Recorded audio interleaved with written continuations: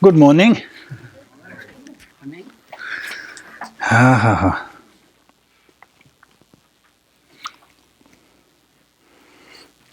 So before we do sharing, I wanted to explain a bit. Yeah, on the one hand, I encourage you to share how you apply the discussions that we had in your daily life. And then on the other hand, we come across teachings that you have to be humble, you shouldn't blow your own trumpet, always, hide your attainment realizations. So this appears, it's kind of a contrast there, and then it creates confusion. So I wanted to explain on that. Of course, teachings, they always say that you should not boast your attainment. So there is this motivation there. Intention is to show yourself, is to promote yourself, to tell, to make people think that you are such a great practitioner. So if the motivation is that, then it is not right, because that breeds arrogance, that breeds conceit, that breeds arrogance. Then you will be disrespectful to others because you think that you are so great and others are, nothing compared to you. So that's why there's this danger when you keep promoting yourself. And what happens is, in that process, if your intention is to promote yourself, you tend to lie as well. Even though you don't have that kind of realization, you tend to, what is the word? Embellish. You tend to exaggerate. That's the danger. Whereas here, when I am encouraging you to share, of course, none of you have this intention to show that I am a great practitioner. As I mentioned in the beginning, that this is sharing is really to help each other, because some of us, even though we hear that teaching a lot, but we don't really know, we are clueless in how to apply that teaching that we have received. And when somebody shares the experience that, I had this incident, these circumstances where I was able to apply this teaching, and that's when you realize, oh, I see, that's how you apply. Okay, I can see myself applying this kind of application. So that's why I encourage you to share. So be careful with your intention. Really try to have this intention to really help and share and encourage. And that's what when we talk about Sangha as the refuge, it is the one that we receive encouragement from. Because we say the Buddha is the teacher, then the actual refuge is the Dharma. And then the one who assists, one who helps us, is the Sangha. So how does Sangha assist us in our path? It's because Buddha said that when you practice this, when you do this, when you meditate on this, you will get here and get there. Buddha is like the guide. From here you go there and then you will arrive there. So Sanghas confirms that, because they follow the Buddha's instruction and they get where Buddha said they will get there. So when we see that, oh, I see that that's Arya, this Arya being, or that being at that level, that Bhumi level, then we realize that, oh, what Buddha said is true. So if I do that, if I follow the instructions, I will also get there. That's how we get encouragement. That's how we get inspired to practice.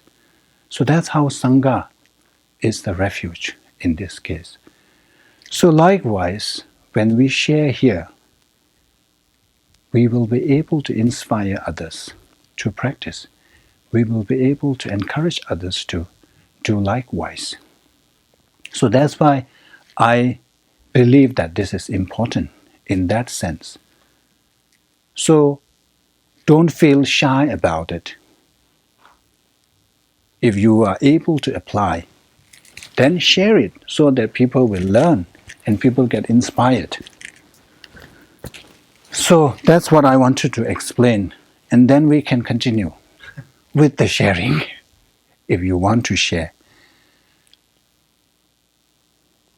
Please go ahead, anybody, but no pressure. I think none of us want to talk anymore. Why not? I have one I can share. Yeah, please. Because I thought that I encourage you to share, not to discourage. So this is kind of one of those minor things that for years I've done. As most of you know, I'm an avid cross country skier, and the place where I like to cross country ski, the crews work very hard to groom the ski trails, and walkers are not supposed to be on the ski trails because they tromp up the trail and make it hard for the skiers. But especially as the winter goes on, there's more and more people who want to walk on the trail. And occasionally, when I'm out in the on back trails, I see somebody and I say, you're not supposed to be on the ski trails. And I like to think I'm trying to tell them something that they don't know, but what I'm really saying is, get off my ski trail. And occasionally people have told me off for doing this. They're very upset with me. In fact, a few years ago, a guy chased me. But I realized, I have realized all along that what I was doing was saying, get off my ski trail. It wasn't just for me, for everybody else as well. But it wasn't really being helpful. And it is or it isn't. In some ways, it's not. Okay. It wasn't skillful. And so the other day, I was at the head of the ski trail, and a skier that I know somewhat casually was there taking off his skis in the middle of the trail. He was going to walk off the trail, and normally I would have said, you really should get off the trail before you take off your skis so you don't chop it up. But I didn't say anything. I just stayed there on my skis and talked to him for a couple of minutes and said nothing. And I really wanted to tell him. I really wanted to tell him, but I didn't because I knew it wasn't skillful. So I don't think I'm going to tell people to get off my ski trail anymore, even though it ruins the trail for the skiers. Yeah. So that's good, because that's the whole purpose of going through this whole text that we have been going through for the last how many weeks. It is all about identifying the role of self-cherishing attitude. When we really examine and analyze our actions, we will find that underneath that there is this self-cherishing attitude. In your case, what you shared is because you want the people to really clear so that you and other your skiers, is it? Yeah, can have a free, track, trail. Yeah. So when we really think about it, even vacuuming, there is all the self-cherishing attitude. One time, I think it's okay to share. I was expecting some visitors, so I wanted to vacuum. And then someone said, oh, you better vacuum after they leave. So you see, vacuuming before their arrival and vacuuming after them, where does the self-cherishing attitude lies? Yeah, so you want to vacuum after because you want place clean, because the assumption is that people come and it will soil your place. So you want to vacuum after that. And then when you vacuum before their arrival, also you have to check, what is your intention? Is it really to make, prepare the house clean for them, or for people to say, wow, he lives clean, his place is clean. You see, when you really examine that, there is this self-cherishing attitude is always somewhere hiding there and staining all our actions.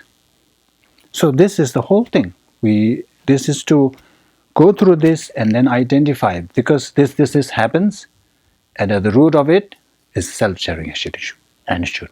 So that's why we should attack. We should view self-cherishing attitude as our enemies, as our adversaries, rather than other people, those who are all controlled or maneuvered by this self-cherishing attitude. So that's the whole point. So remember, one time I suggest that we do this exercise in our daily life, whether you are at work or at home. Try to find this culprit, whether you can identify that or not. It is very important. You're able to identify that, then it will make you change. Like Ken's story. Now that he realized that what he has been saying and doing is actually to benefit himself, even though it is disguised as if it is really there's this concern and care for others, in reality it is really for your thing. I don't want all that obstacles, That's why you better clear my track. So it's very important. If we are able to identify that, I think it makes a difference. There were a couple of days last week that it was like one after another I was catching. And it was like, dang, it's like, what's happening, It's like all of that, and then right away, it's like that's another side, what's happening, but at the same time, it was stamp on it, I had this, and it kept coming, stamp on it, and I would abandon, and then later on, during the day, it'd come, something else, and so that was just a couple of days ago, and then it calmed down. But yesterday I had a little bit of free time, and I took the Shantideva's patience, and we were taught by Geshe Atan, and it was very important and so forth, and I've looked at it many times, but all of a sudden, that was so clear.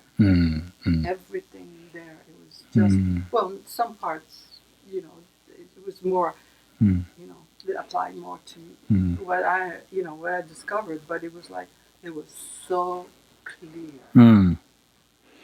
Yeah. The more you realize that, the role of, the more you see, let's say, the more frequent or often you see the role of self serving this attitude, it shows that you are analyzing it. You are in the process of identifying it. Because the more you are aware of it, the more realization will dawn upon us. So sometimes, that is not bad. That's good sign that you are in the process. It's like the meditation. Remember when they first do, you think that you are so good at your concentration. You think that your mind hardly wanders. But the more you do, then you realize that my mind wanders so often. And sometimes not realizing that is an improvement, that is in progress. You think that, I am really bad at meditation. But it's not. It's actually a sign of improvement. Now your mind is more aware of your mind wandering. Earlier, you are not aware of that. You are unaware of how frequently your mind jumps from one focus to another. So likewise, if you find that, you are now finding more and more of this role, that's good. That's actually, you have to congratulate yourself. That's great. But then you have to do something about it. Not just living there won't help. It will be still with you. But if you're able to counter that, then one time, second time, 3 times, and repeatedly, then it won't be able to come. It won't be able to strike back. Yes, you want to say? In connection with this topic. These days, I've been noticing my, the self-cherishing a little bit. And when I do, I just want to like push it away. Mm. And then also, I have difficulty finding a focus Mm-hmm. for the practice of virtue during the day. Mm. And I'm wondering whether it would be suitable to choose a topic for a day. Mm. When I uncomfortably find this self-cherishing Mm. in Mm. my face, Mm. to maybe at the point of discomfort, maybe switch to a particular line of virtuous thought or contemplation. Can you recommend? Yeah, I think the answer is yes or no. Yeah. So, of course, if you find it so, what you call, uneasy and so disturbing, it is better to change focus. But if you keep doing that, you are not really addressing, you are not really tackling the problem. You are always running away from the problem. Oh, there's a problem. Oh, I better go this way. Oh, this there. I better take another route. Oh, I better take this way. You are never really tackling that. So it will be always there. But if you find it at that moment, if it's too intense, then of course it's better to shift so that you can come back to it when you are more calm, when you are ready to face it. Thank you. Yeah. Anyone? If not, we will start. Yes, please. For that kind of things, I remember hearing that thinking that everybody is wanting to be happiness. Mm. Nobody wants to suffer. So, based on that kind of focus, maybe that will help. Yeah. Yeah, that's good advice. Yeah. It always, let's say if you have this kind of strong animosity towards somebody else, when we're able to reflect on that person also, just like me, wants happiness, just like me, doesn't want suffering, but it's just that ignorant of the causes and conditions. That's why the person is behaving in such a way.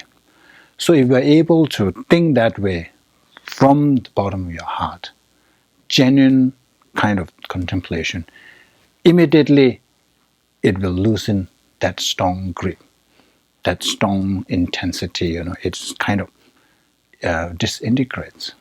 That's Like the blind man. Like the blind man. Yeah.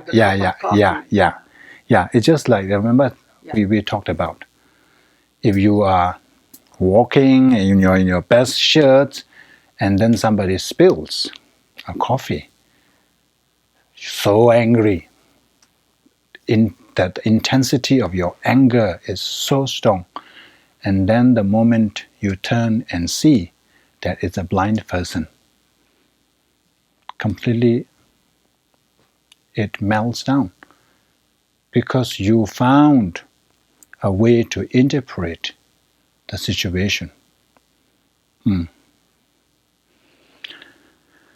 Okay,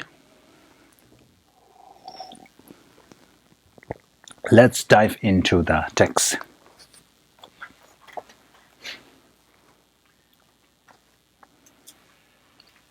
So we already covered this.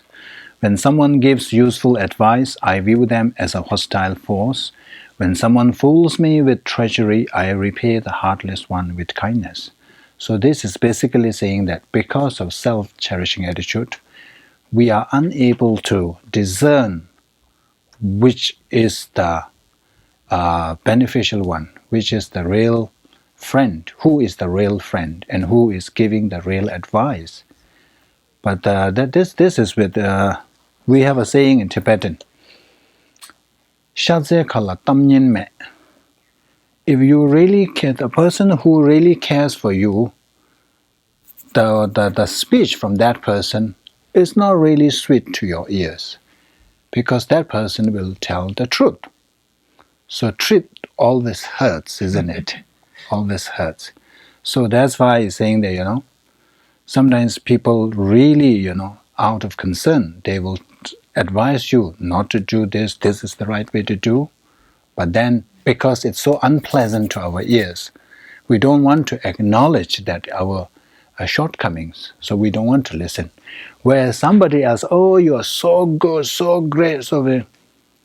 Saying, I told you about this, those talent shows.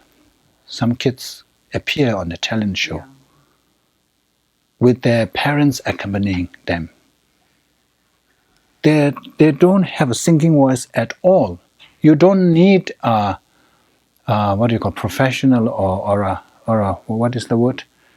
The expertise to tell you that you don't have the singing talent. Talent scout. Yeah, you don't have somebody who is in this line of job to tell you that you don't have. But even ordinary person can tell that you don't have that singing voice. But when they were told that, no, you don't have the voice, they couldn't believe. They really couldn't believe. And then their parents couldn't believe. That's quite amazing. Yeah. So sometimes even you don't have this, then people just feel, oh, you are so good, so you really think that it's good. Then what will it lead to? You will end up in a wrong career. You are unable to harness your real talent, but instead you are trying to do something that you don't have. So this is why. So all this comes from self-cherishing attitude, because we like praise. We don't like criticism. Praise is always, pleasant to hear. So whoever tells you this thing, I thought of something, but I won't say it here. Political situation here, how they do. They know how to please, so they will go to what you call all extents, any length, to please you, so that you can get something in return. Yes, because there's punishment if the opposite is used. Opposite is used. Yeah, that's also true. So we've seen that now. Yeah. So basically, it's saying that when someone fools me with treachery, I repay the heartless one with kindness. You are so kind. Dance and trample on the head of this betrayer false conception. So this is talking about self-cherishing attitude. So requesting Yamantaka. So I'm repeating because we are new people here. So requesting Yamantaka to help, assist in destroying this culprit. Mortally strike at the heart of this butcher and enemy, the ego.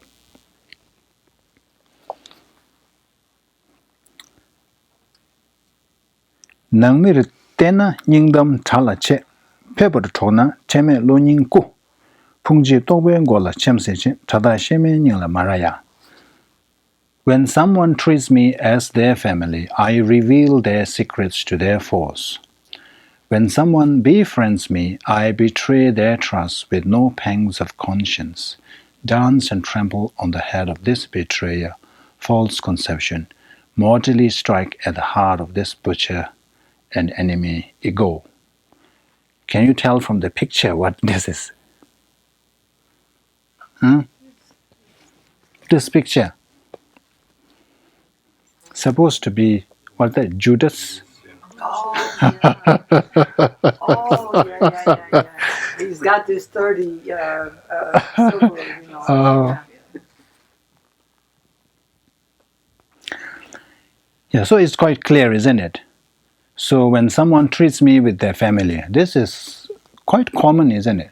Especially in India, Tibetans do sweater business.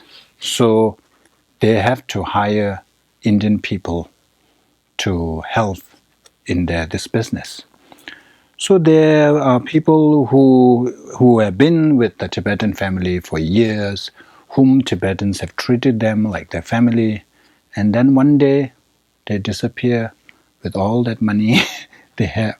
There were cases. They rob the family. This is all arising from self-cherishing. You just want to have all that money. So you don't give any concern, any consideration for all those years of kindness.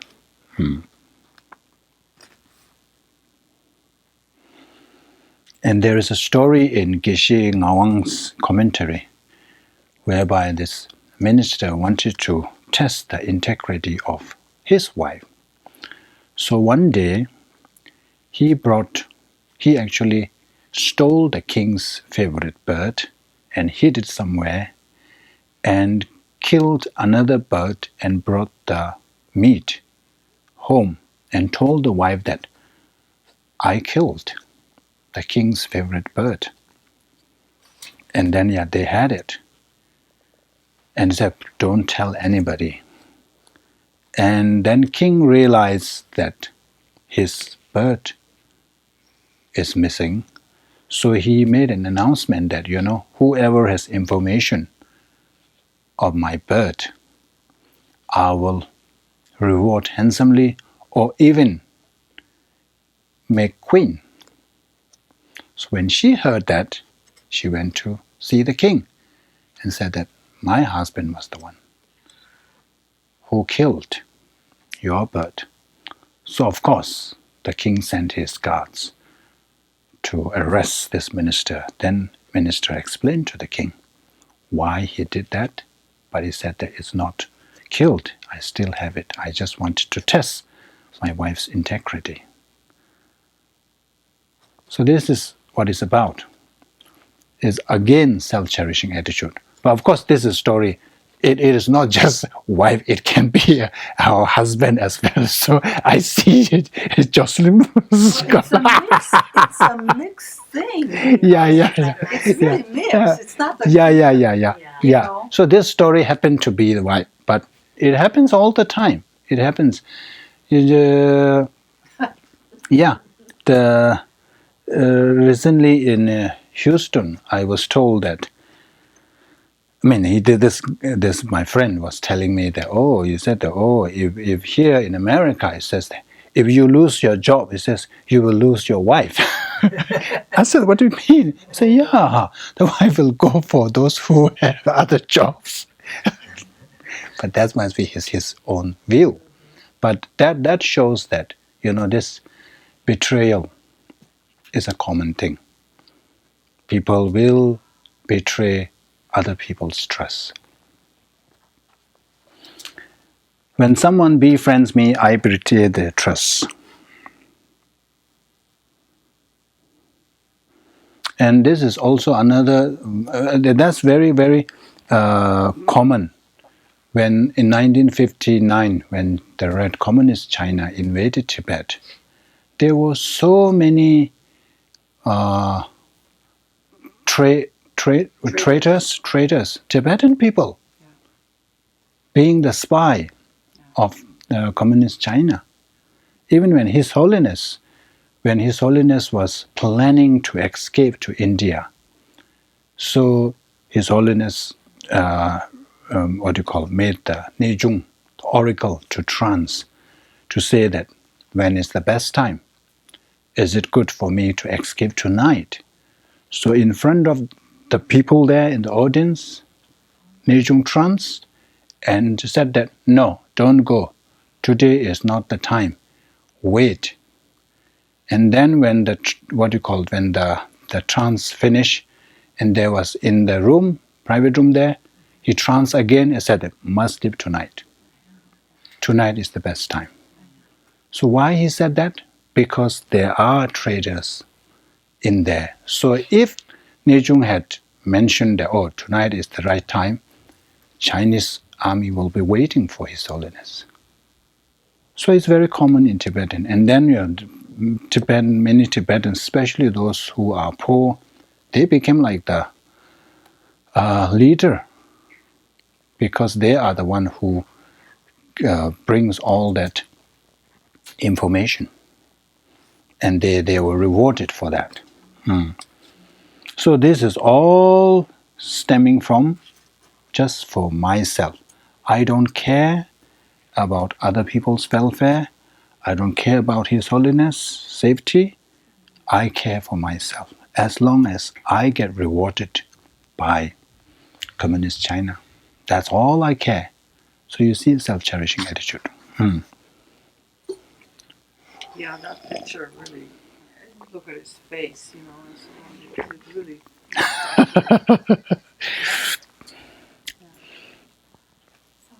okay, I have family business. Oh, sure. It's okay. Yeah, okay.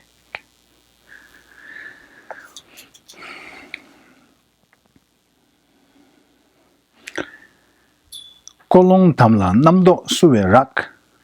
Chobar kala shinyin kundu long.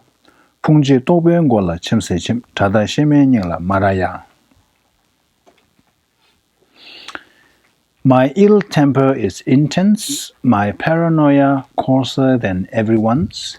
Hard to befriend, I constantly provoke others' negative traits. Dance and trample on the head of this betrayer, false conception mortally strike at the heart of this butcher and enemy ego. Have you come across any kind of this kind of personality? So kolong. In Tibetan here, kolong here is translated as ill temper. But kolong can mean anger as well as jealousy. So there are people who can be easily get angered, easily upset, what we call the quabbles. You argue on trivial matters. Easily anything, whatever other person does, they find something wrong. And then namdo sube rak. Namdo means here it says paranoia. It's a Tibetan word is more of a superstitious. All the time doubting the other person, all the time skeptical of the other person's action, even though person does something good, but then you always we don't know why. So I was told that I may be completely wrong, but sometimes in the West here, in the Asian culture, it is very common. If there's an elderly person, you offer help. You offer help to assist. But I was told that here people don't take it. People don't appreciate that. Some people think that, you think that I'm too old. You think that I cannot walk. So that's also very skeptical. The other person is really genuine, but then you don't see that way. Chobarkala shinyin kyundulong. Chobarkala means very hard to befriend. Yeah, we have come across, we have encountered such people, isn't it? You really want to be friends with that person, but no matter how much you try to be friend with that person, it's always irritating. It was something the person does, and then it doesn't happen. And those people, they suffer because they are just alone without any friends. Xingye Gyundulong. Yes. I was just going to make a comment when you talk, where it's true, Mm. when you try to help somebody, Mm. it might be offensive to them. Mm.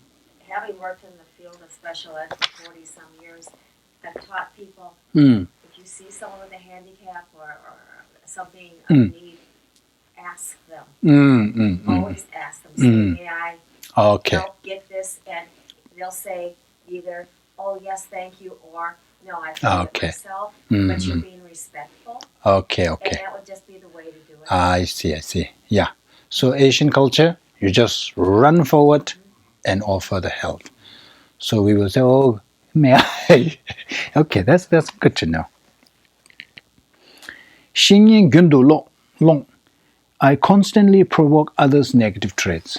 Of course, if you are irritable all the time, no matter what the other person does, of course, it also irritates the other person. One time, of course, the person can be patient. Second time, third time, fourth time, then of course, it will irritate the other person. So, of course, we know about anger. Anger, we talk about, how bad that is. Oops.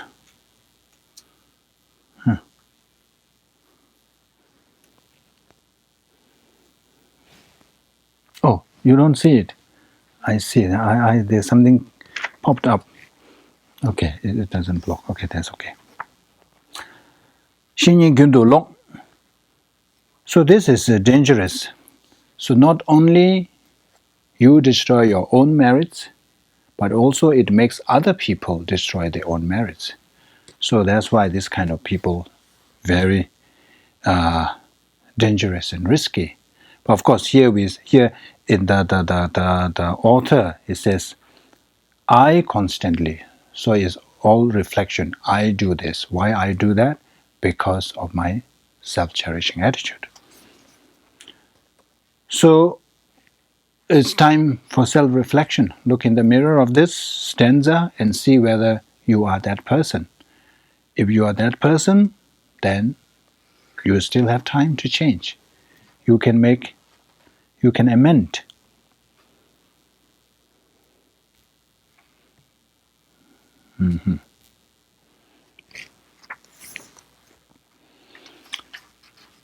Did I jump to? No. No, yeah? 78, okay.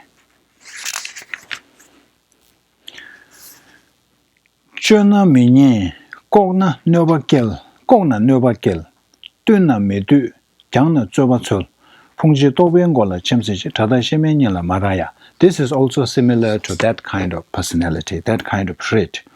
So it's a chöna. Of course, I haven't read the English yet, isn't it?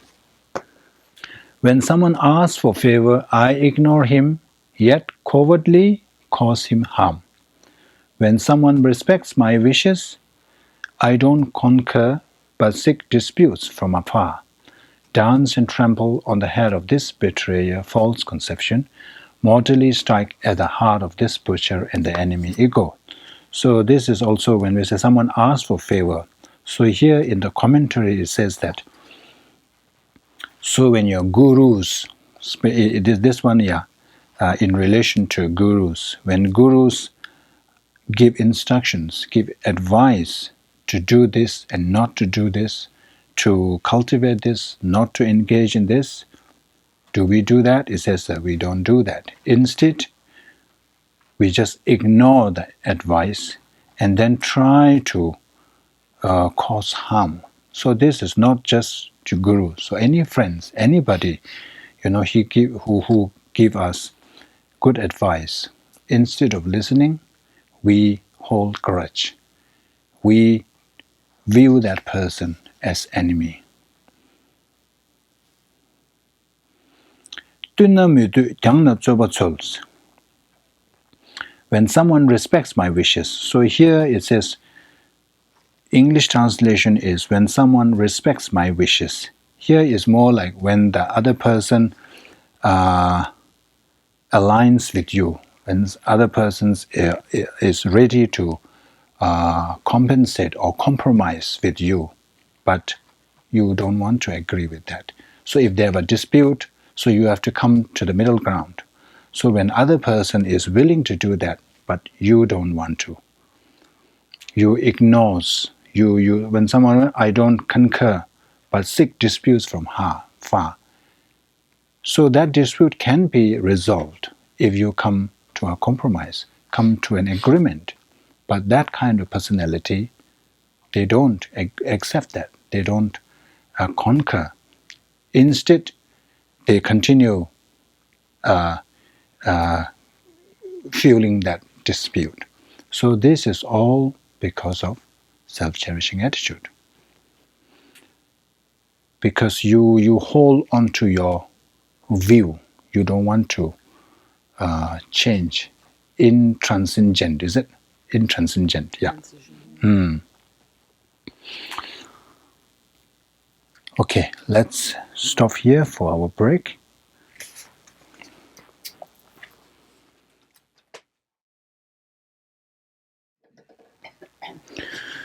Okay, so I have a question. What is the wheel of sharp weapon for this coronavirus? Oh gosh. Mm. What is the wheel of sharp weapon? What is coming back to us? I know what you're saying. We want to protect ourselves, and so we want to run away and hide. And we may not express concern for the ills of others and their welfare and the things that we can do to help. And we may want to just hoard things and hide away because of that. Verse 24, it was in the 20s, it was in the back. Yeah, what is that? That's Ken saying that. Yeah. So what do you think? What do others think? Well, some things got dismantled. I was, to help other countries. Some things got dismantled. Things at the level of White House's level of the other levels, to take care of these kind of things. Just especially for more vulnerable countries, and the United States dismantled all of that. America first, and we're government, blah blah blah, and so forth. So that's part of it. That is part of it. Yeah. But there's also another part. There's a part that, well, it's not what caused it. So it's like it's at the fringe. I don't know the answer.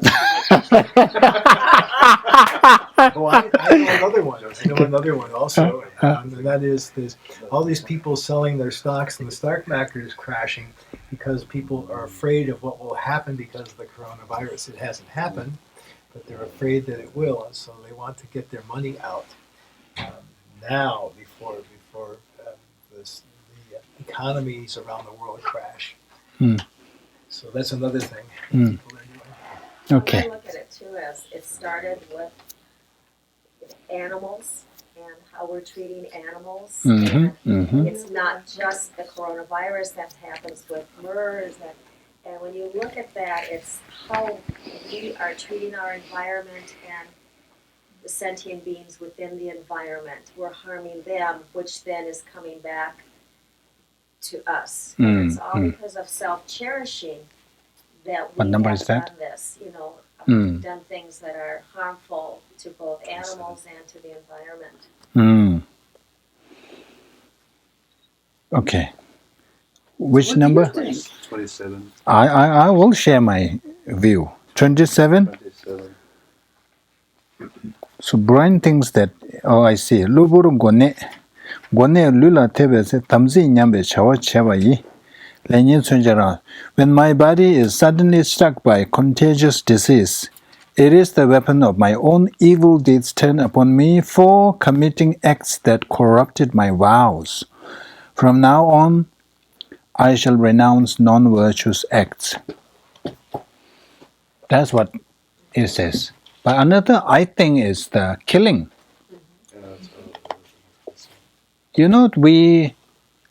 In those early men's day, killing is simple. Either you use your spear, or that's it. But now they have come up with all kinds of so many ideas to kill. Even like bomb. During the wartime, I was told that you just drop just one bomb and then it explodes into, hundreds of all these cluster bombs. And then it will kill. And then some will just chase you. They use that in Iraq war. You drop it and it just follows you, it finds your target. That's for wars and nuclear weapon, all this. If you drop that, thousands can be killed instantly. And then the that detrimental effect lasts for centuries. That's one. And then see how creative we are, even tackling with insects, cockroaches. Heat. Early days, we don't have such thing as this. Just one spray kills hundreds of them. And then animal killing, slaughterhouse. They are so creative. So creative. So many, creative ideas how to kill and how to torture so that we can get the best, the juicy meat to preserve. So I think that's why we cannot even find a cure. We cannot even, because it's so creative. So now the consequences is also like the one that is coming back is also so creative, we don't know. So as long as we continue being very creative and innovative in terms of weapons, in terms of killing and torturing other people or other sentient beings, yeah, we will have more and more of these. And to piggyback on that, I was at a conference yesterday on native plants, and they talked about the beneficial parasites, the insects that we used to have, because people have that ego of wanting to have beautiful gardens, perfect lawns. We have used the pesticides, etc., to kill, and they said incredibly beneficial insects that control the environment. So now we are being paid back with problems because we have destroyed the good guys because we didn't want any insects on our leaves, any insects on our blooms. So they're trying to promote, the non-insect. But you're right, all because of killing, and then the self-cherishing is, I wanted this beautiful pest-free garden that has nothing, that looks gorgeous, and everybody will admire and say what a wonderful garden you have. Yeah. There's a part in Nagarjuna's Precious Garland where it talks about karma and the results. I think it's Precious Garland. But it said that the result for killing was either short lifespan or bad health. So when talk about the results, we talk about three types of results. Results, that you will you will be born in the three lower realms. That's what we call the resultant result or ripening result. And then we have something called result concordance or corresponding to the cause. So even if you were not born in three lower realms, even if you are able to achieve human rebirth, then there is this result similar to the cause. So one is that you will have, because when you kill, you shorten other people's life. So in this life, you will have short life. And likewise, when you kill people, you inflict harm. So you will be sick. You will experience sickness. That's one. And then, Chepajun, that means you will act similar to the cause. So which is, if you engage in all this killing, you are born with this tendency to like killing, tendency to easily engage or prone to killing. So that's very dangerous, because that means you keep creating, negative action. That will definitely, bring you down. And then the environmental of the, I think, killing is where you will be born in these garbage areas. In India, you see many people, they just live in the garbage, dumpsters, or those piles of garbage. They make their home there. It's so dirty, so smelly, but that's the environmental consequences. And so coming back to killing, so I think I shared, so there are ways to tackle. So in Hui's center, I shared the story, the rats, so they were giving such a hard time. So it's so easy to tackle that if you use the modern technology. You just call the pests, these people, and they will just, inject or spray something. Solved. No more rats. But they chose not to do that. Instead, first we try, all this. I was there when this happened. So kitchen is downstairs. At that time, the center is in Hui's house. She bought this bungalow. So the downstairs center, upstairs, there's a Rinpoche's room. and then as her rooms and all that. So the kitchen is where members bring all that, offerings, then sock offering, all that there. So because of that, all the rats. And the one reason is because the next door is abandoned. So it has become like a zoo, a lot of things there, animals there. So all somehow found their way to the kitchen. And it's coming from ceiling, whatever it is. So one morning we found that, there's a hole made in the ceiling somewhere there. So we put our fly there. Next morning, that fly also had a hole. Yeah. So I think that they requested Lama Tsopa Rinpoche, and the advice is to do Diamond Cutter Sutra recitation. So they did that. And it took some time, and then suddenly, no more rats. It's like a magic. Then another story of this Geshe who lives in an apartment. There were cockroaches. And I was told that every time, he tried to catch 1 or 2 or 3, I don't know how many he gets that, brings somewhere and release it. And then after a while, it disappears. No need to use those sprays. The sprays kill them, isn't it? And if you use that, I think it seems like it's happening again, it will happen again, it will happen again. So I think there's all this sickness, all kinds of sicknesses, because of our intelligence, our innovative or creativity for all these weapons to destroy people's life and insects. Okay. Kalo me te takbar chokbar ka. Poktu mala takdu zemba tam. Pungji tokben gola chimse chim tadashime nila maraya. I dislike advice and am always difficult to be with. I am easily offended and my grudge is always strong. Dance and trample on the head of this betrayer, false conception, mortally strike at the heart of this pusher and enemy ego. So I have this image of rocks here.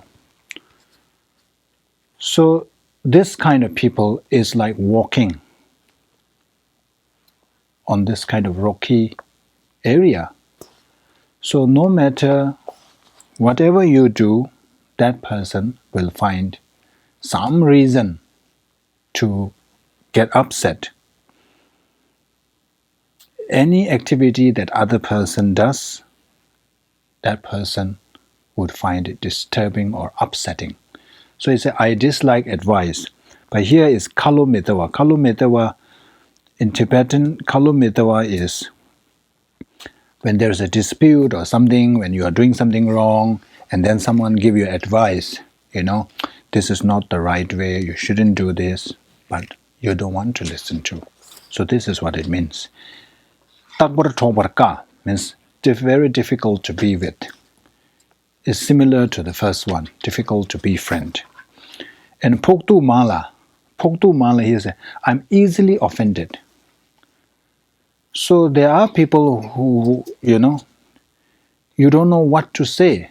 You are so careful. You have to be so careful.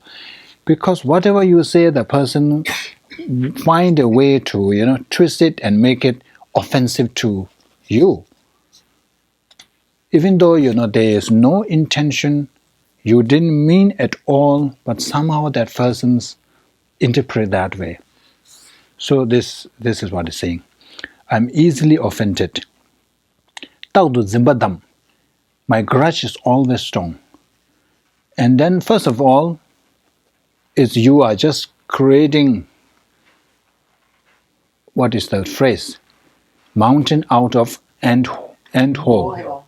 Mountain out of a molehill. Molehill, yeah.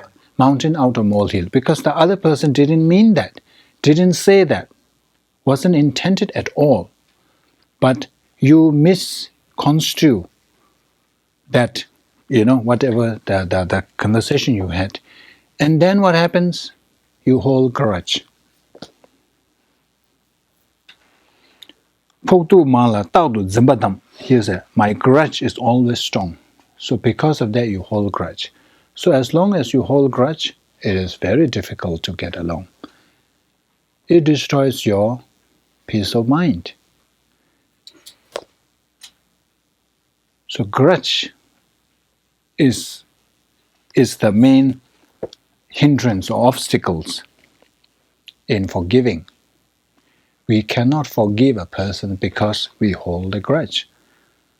But the sad thing is, or the reality is that sometimes the other person doesn't even realize, doesn't even know that you have this grudge. There he or she is sleeping so soundly, snoring, and here you are with this grudge, you cannot even fall asleep. So what is the point? I mentioned this before. So forgiveness is such a big thing, isn't it? I forgive you. We say that I don't want to forgive you. But who suffers? If you forgive the person, who benefits? You yourself benefits. You are free of that tension, that grudge. Oh, this went up. Uh-oh. Yeah. So even though it seems like when we say we forgive you, I forgive you, even though it seems like you are doing a big favor to the other person, but actually it is doing a big favor to yourself. You are freeing yourself from that, I don't know, that amber that you are holding in your hand. Now you can just drop it and it will, what do you call, stop burning your hand.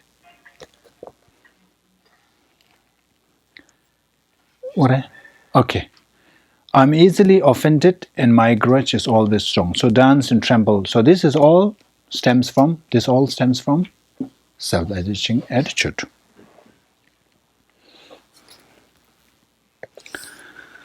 The next verse. 토멘 체싱 담바 타루진 되자 체외 슈누 당둘렌 풍지 또변골라 침세진 타다 셰메닝라 마라야.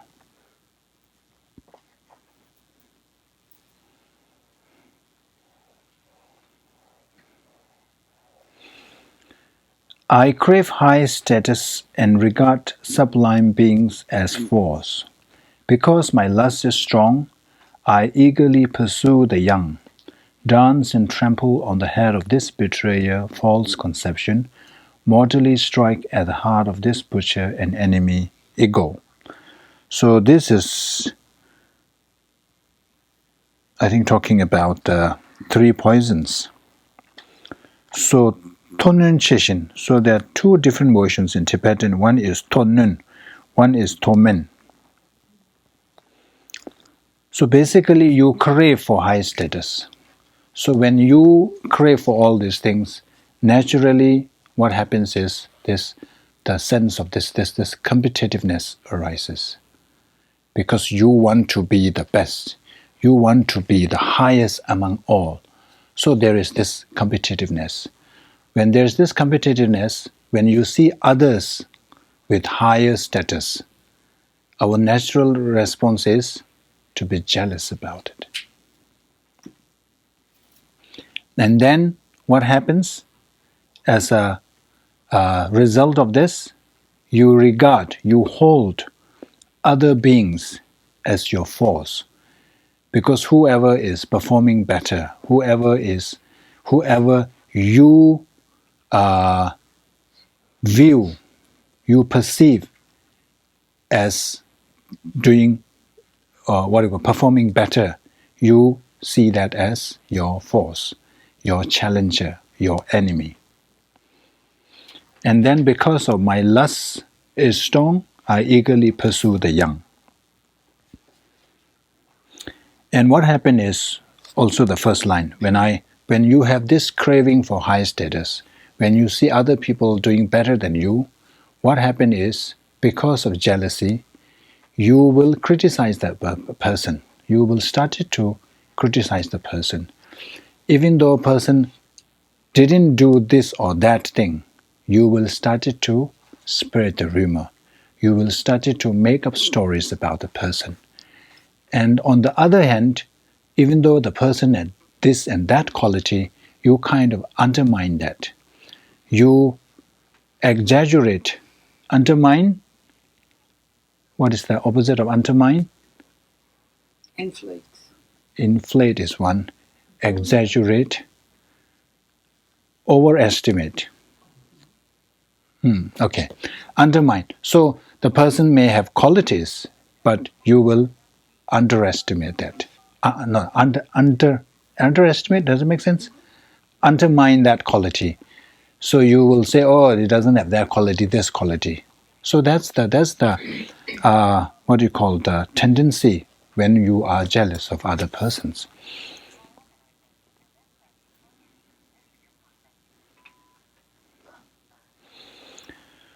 So those people with qualities, instead of viewing them as an object of reverence, you view them as your enemy. So there's always this challenging attitude towards that person. So that all stems from our self-cherishing attitude. So dance and trample on the head of this self attitude.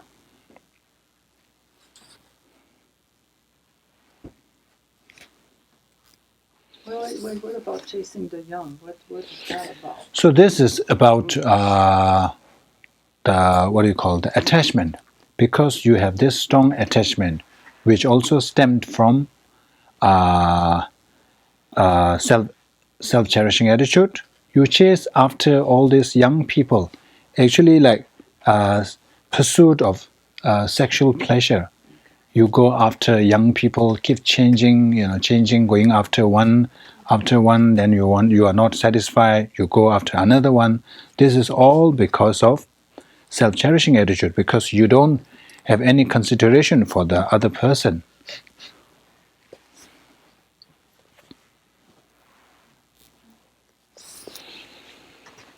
Chida tungwe nga zho yang du pen, sang zho chewe kun la ka zhu ding. Pungji tobe ngo la chimsi che tada sheme nying la marayans. Because of fickleness, I cast far away my past friendships. I infatuated with novelty, I talk animatedly to everyone.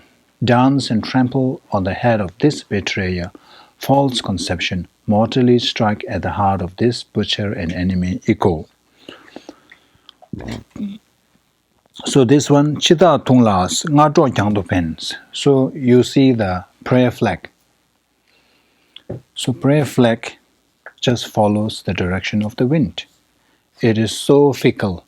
If the wind blows from here, it will go this way. If the wind blows from here, it will go that way. So there are people, of course you're saying that I am like this.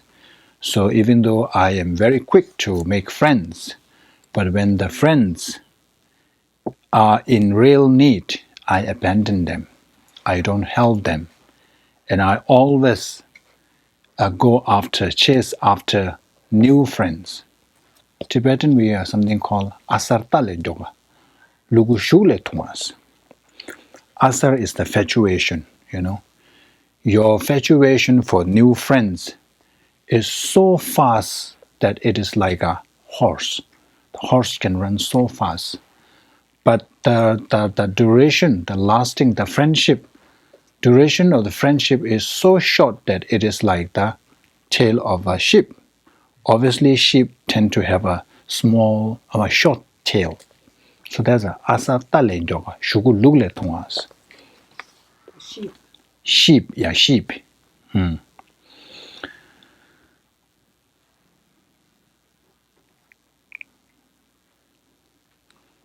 Yeah. And then the second one, I infatuated with novelty, I talk animatedly. Here is translated as animatedly. But in this one, empty promises is more like empty promises. So I make empty promises. kashe chui puwa laglin sergi tigwa. Means the promises that comes from your mouth is like the bubbles, water bubbles. It just forms and then breaks, forms and breaks. Nothing really holds. So that's this kind of person do. We make promises, and then nothing happens. And I think we all have encountered this kind of people. Very pleasant. It's just a lip service. Oh, so good. Oh, I have this one. I'll give you this one. Nothing happens. So this is all due to self-cherishing attitude. So when we reflect on this, I think I see that, two benefits. One benefit is for one to improve ourselves.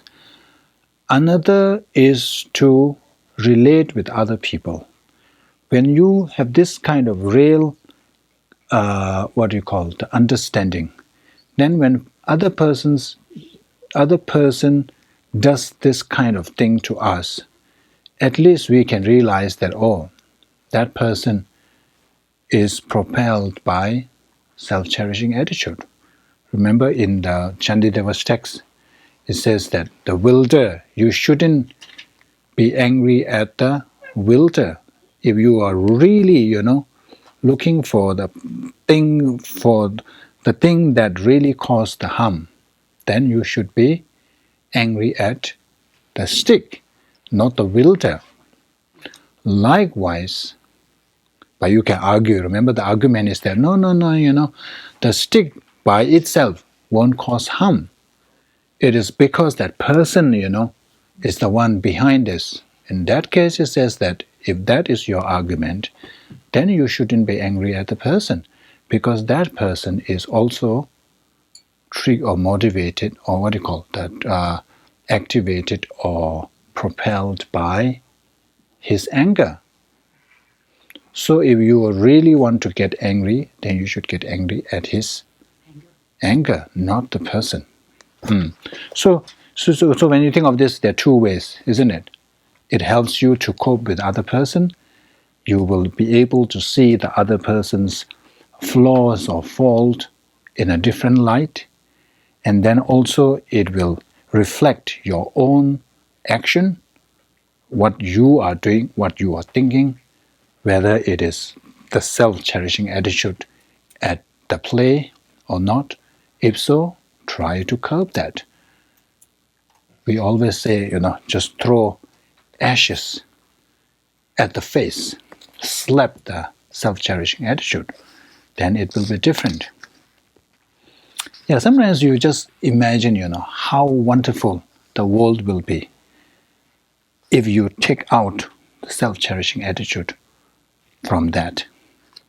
It will be so nice. Even if you drive on the road, every time you want to come in, you can just go in. Everybody is willing to make way for you. You see, it was so wonderful. But it's all this to say, I want to get first. I want to be on this lane. I must get there in time. Pretty powerful stuff. Yeah, if you're able to really let go of this, that's why Bodhisattvas are so marvelous. Wow. I think, of course, we don't have the experience. But that's why His Holiness, of course, look at His Holiness. At his age, so peaceful, so calm, so happy. It's because of this. There's no self-cherishing attitude. It's all the time about concerns for other people. So when you don't have this, for all this, what do you call that? At the center, when this I is not at the center of everything, it is so pleasant. We should experiment and see how it feels, isn't it? Really, it must be so nice.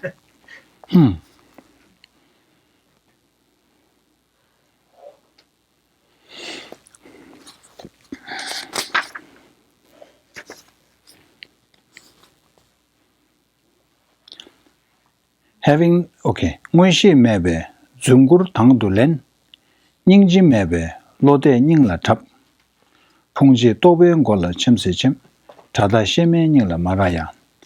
Having no clairvoyance, I resort to lies and deprecation. Having no compassion, I betray others' trust and cause their hearts pain. Dance and trample on the head of this betrayer false conception. Mortally strike at the heart of this butcher and enemy ego. So here, why do we need to resort to lies and deprecation? Why do we need to resort to lies? Why do we tell lies? Because we don't want to appear low or poor in other people's eyes, isn't it? Why do we lie? Let's say if you forget something and you make up excuses. Why? Because that kind of justifies your shortcoming. Then the other person won't view you so low. Isn't it? The intention is there. That's all coming from self-cherishing attitude. So here it says, even though you don't have clairvoyance, but when there's this thing that people think that you have clairvoyance, you go along. You play the game. You pretend you have the clairvoyance. And then you started to, lie about things. There are so many things. Not so many things, so many people. Sometimes I wonder there are some people, they will say, oh, your mother is born in hell, or your mother is somewhere there. I don't know. We don't know. So these, if they don't really have clairvoyance, then it is lying. Why do they have to lie? Because of self-cherishing attitude. Because I want to be the person who has the clairvoyance, who is known to have clairvoyance. So if I say I don't know, what happens? That status comes down. I want to maintain that status. The person with clairvoyance, the person who can tell your future, person who can answer all your questions. Having no clairvoyance, I resort to lies and deprecation. Having no compassion, I betray others' trust and cause their hearts pain. If you have compassion for others, you wouldn't cause harm to other people. You wouldn't cause pain to other people. Because compassion is this wish to free others from suffering. And it causes. Why would you deliberately cause that when you wish that person be free of suffering? Why would you be the one who is causing that suffering and pain? So because you don't have compassion, because you care only for yourself. You don't care about other people's feelings, other people's emotion, other people's suffering. You just want to look nice. You want to hold your status. So that's all because of self-cherishing attitude. So dance and trample on the head of this betrayer. Though my first let me read that. Toba chungwe kunla parzu che. Lungja chungwe yongla lokta ke. Pungji tokben gola chimseje tada sheme nyingla maraya. Though my learning is feeble, I guess widely about everything. That sounds like talking about me. As my scriptural knowledge is scant, I engender wrong views about everything. Dance and trample on the head of this betrayer, false conception, mortally strike at the heart of this butcher and enemy ego.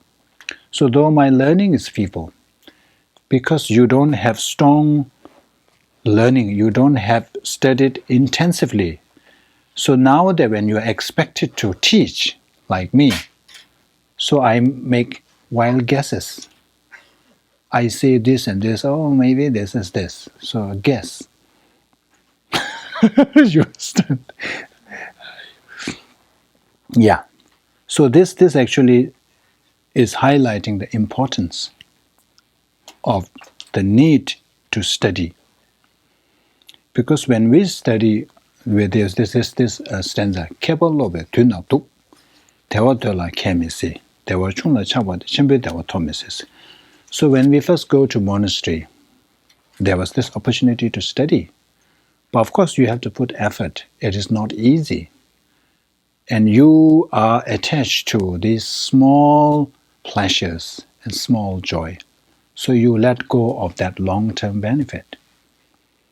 And then you spend in monastery for years and you have graduated. But did you really learn anything? You just finished. You just covered the syllabus. So when your heart is not in there, so you are not able to retain much. Like myself, that this year I'll be quite okay, quite good. But next year, when you ask me something about from the last year, did I study that? It's like this. So it's all because your intention is only to pass. Your intention is only to graduate. So your intention is not really into studying and understanding. So that's the danger. So with that kind of background, what happens is when the time comes for you to teach, so you have to guess most of the time because you are not sure of many things. And then self-cherishing attitude comes in. I must not look uneducated. I must not look unlearned, is it? I must look learned. I must look scholar. So instead of saying, I don't know, you end up saying, making stories, just guessing.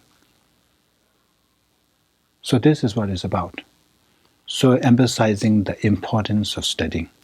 So when you, as your scriptural knowledge is scant, you haven't studied much. The volume of scripture is so vast, but you have only seen a fraction of it. So when other people brings in, there's this thing, because you haven't seen it, it's like, there cannot be such thing. There isn't such thing. Well, maybe there's something else, maybe not there. This is what it is cautioning us, warning us, that you need to have a vast knowledge.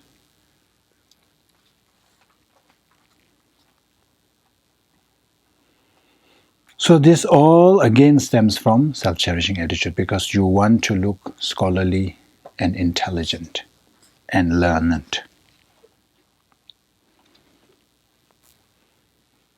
Again, this happens. Okay, this time, okay, managed. So you see the picture? Guessing. Maybe horse or maybe heart.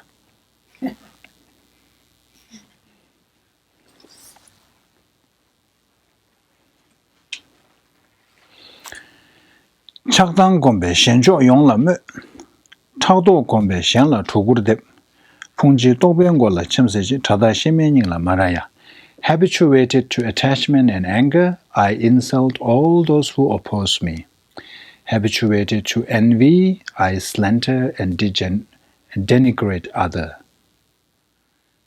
dance and trample on the head of this betrayer false conception mortally strike at the heart of this butcher and enemy ego. So this is again about this attachment, anger, and jealousy.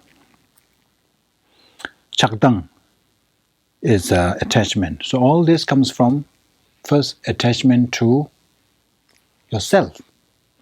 Because we have attachment to ourselves, then those who treat us nicely, those who treat those people around, those in our circle, those who treat those people who treat those in our inner circle and to us, we tend to develop attachment. We tend to be happy towards them and we tend to develop attachment. And then those who oppose us, those who, criticize us, not just oneself, but those around your circle. In that circle, we develop anger, we develop animosity. This is what it's about, attachment and anger. This is all stemming from ignorance. Because the ignorance is there in the first place, we develop attachment to ourselves, this self-cherishing attitude. Because of that attitude, this self-cherishing attitude arises. Because of that, all this anger, hatred, jealousy, all this arises.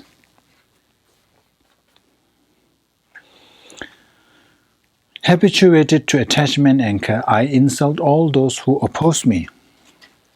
So as a practitioner, in Tibetan it's common, we have this province and then there's these traditions. So Giluk tradition think that we are the best. And other tradition thinks that we are the best. And those who practice Tantra, we are the best. So this all arises because of our habituation to attachment and anger. Because we cling to our views. We cling to that group where we belong. We are attached to those, to that group, that particular group that we ourselves belong to. And then we have this, anger when other people insult that group where we belong. So that's the, in-group, the danger of this, forming this in-group and The tribal, out-group. kind of the tribal, Categorizing, you see, all this. the Indian. Habituated to envy, I slander and denigrate others. So this is, we will talk about jealousy. So this is our tendency. I have mentioned this before. So our tendency is that generally, it doesn't apply to each and every, necessarily to each and every person. Generally, we have this tendency that if it is our level, we are on the same level, there is competitiveness. If it is up there, you have jealousy. Then those who down there, you look down. That is our tendency. So those people whom we are competing with, or those who we view as, superior to us, because of jealousy, what happened is, instead of rejoicing their good work, we started to slander. If someone does a great merit, how often do we rejoice? Often we find reasons. Oh, he did this because, this thing. We are always skeptical. But rejoice is one virtue which is so powerful, but not requiring much effort. This is a Kadam Lamaba. The Kadam master say that if you want to accumulate huge merit by just sleeping on your bed, then it says, do rejoice. Rejoice others' merit. And I think we have covered this in our 6 preparatory practices. If you rejoice someone whose realizations are higher than us, we get 50% of that, half of that merit. We always look for, buy one, get one free. We always look for sales, 50% discount, 60% discount. So why not do that? So when you rejoice Bodhisattvas' merits, Bodhisattvas are always engaging in these virtuous actions. If we just lay on our bed and say, oh, how wonderful, these Bodhisattvas, you get 50% of that. How good is that? Without, doing anything. And then if we are at equal realization, you get 100%. That's really getting, free. And then those who are below our realizations, we get 200%, double. Why not? Isn't it? Why do you want to have this jealousy over all this, over the rejoice? Jealousy compared to rejoice, it really, first of all, it really destroys your peace of mind. You are so disturbed. You are so shaken. Everything is, boiling in there. Try to get some sleep with jealousy, when you are thinking of other persons and feeling jealous. I guarantee you, you won't be able to sleep even a wink. So these all are stemming from our self-cherishing attitude. So we can stop here and just to emphasize, so here the word habituated. So that's the whole purpose. It is so easy for us to get jealous. It is so easy for us to get angry. Why? Because we are accustomed to it. We are habituated in doing that. Why it is so difficult for us to generate compassion? Why is it so difficult to rejoice others' compassion? Because we are not habituated in that way. So now that we know, we should change that. We should reverse that. And then, all these virtuous thoughts will come automatically. Whereas there will be a time where you have to really work hard to get angry. That would be wonderful, isn't it? Okay. So let's... The dedication prayers, beginning with a short mandala offering, first verse on page 4, and then the concluding prayers which begin on page 6.